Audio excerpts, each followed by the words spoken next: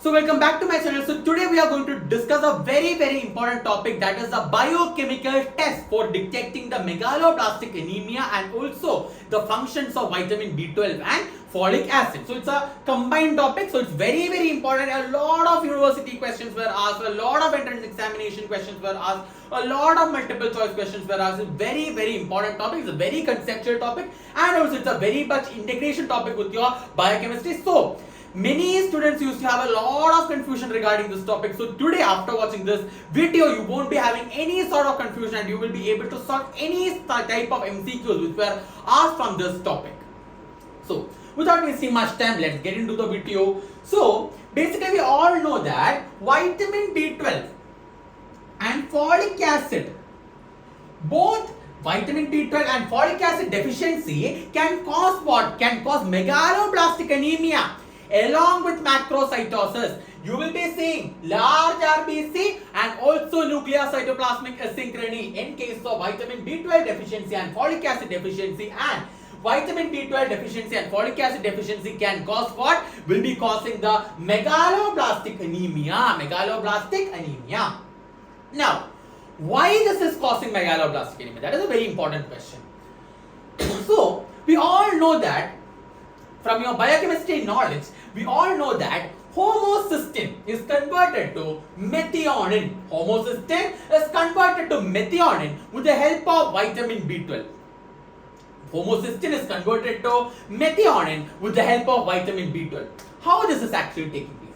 Before understanding that, you have to go back to your folic acid cycle and you have to learn from there. You have the PABA.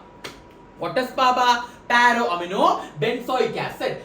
PABA will be actually converted to dihydrofolic acid with the help of dihydrofolate synthase, and that dihydrofolate synthetase will be actually converting PABA to DHFA, that is dihydrofolic acid, and dihydrofolic acid reductase will be converting dihydrofolic acid to trihydrofolic acid, which is the active form or the coenzyme form of what? Your folic acid.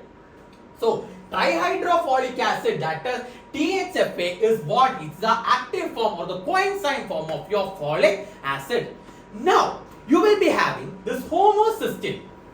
Homocysteine will be converted to methionine with the help of methionine synthase or homocysteine methyl transferase. But it can't work alone. Homocysteine methyl transferase can't work alone. So it needs the help of a very important vitamin called vitamin B12. Now what vitamin B12 it needs? It needs the methyl vitamin B12. So homocysteine is converted to methionine with the help of methionine synthase or homocysteine methyl transferase, and this homocysteine methyl transferase is dependent upon vitamin B12. What kind of vitamin B12? It is not the normal vitamin B12, it is by the methyl vitamin B12. So vitamin B12, it is not dependent solely on vitamin B, it is dependent on the methyl vitamin B12 or methyl group is added with this vitamin B12. That is what is dependent.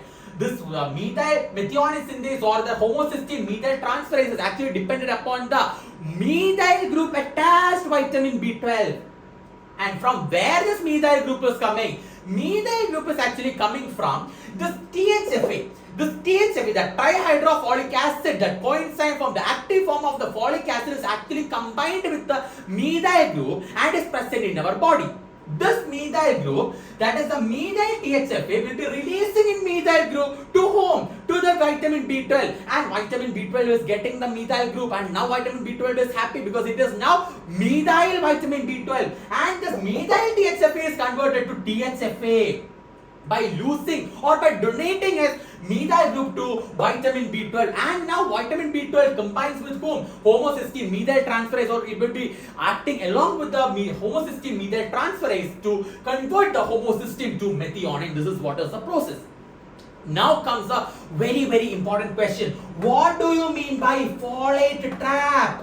What is folate trap? Due to vitamin B12 deficiency, what happened? Vitamin B12 deficiency is there, so no need of giving methyl, right?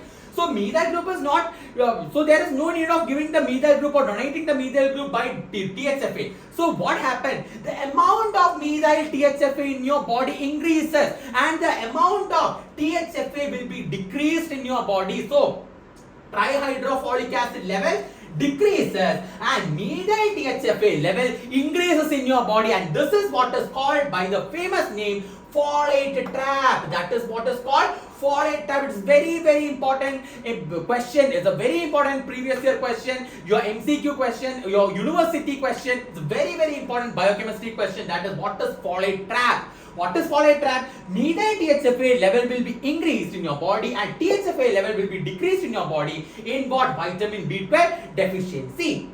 Now we are going to the main tests of vitamin B12. Before moving into the vitamin B12 test, we have to go again to one more reaction. Methylmalonyl CoA is converted to succinyl CoA with the help of vitamin B12. That this is, we will call this as MMA. So MMA, methylmalonyl CoA levels can be actually identified in your urine.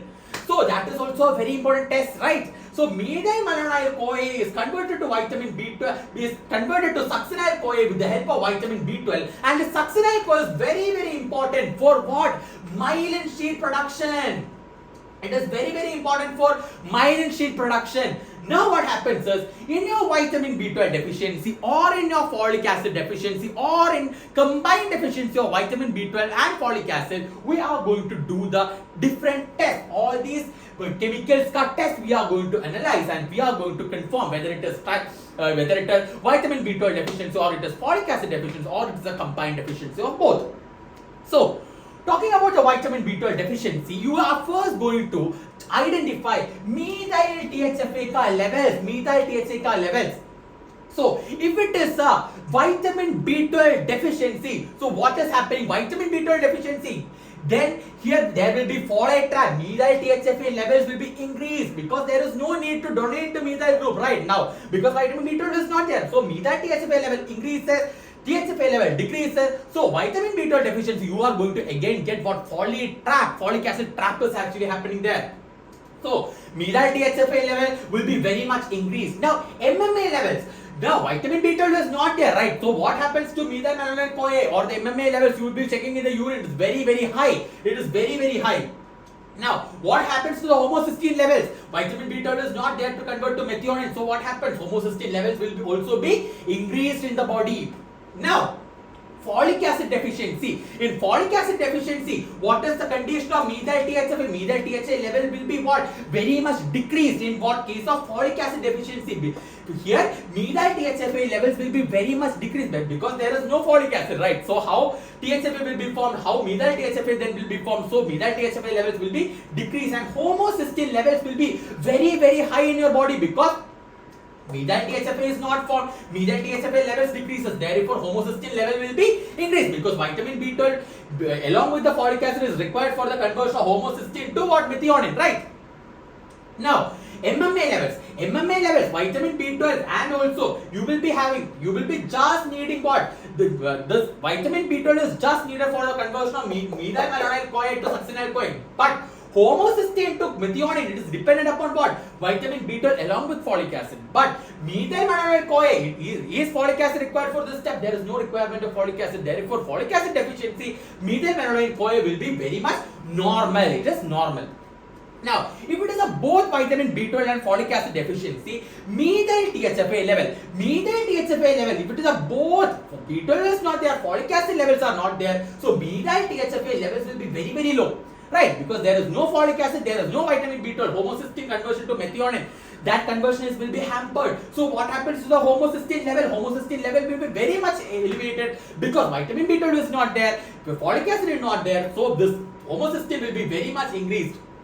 Now, methylmalonyl CoA will be also be increased, but not that as high as what? Homocysteine. So methylmalonyl CoA will be increased, but homocysteine level will be very much increased. But methylmalonyl CoA will be increased because it is only dependent on vitamin B12, right? It is not dependent upon folic acid. Therefore, MMA levels will be increased, but homocysteine level will be very much elevated. Very much elevated because it is more dependent upon vitamin B12 and folic acid.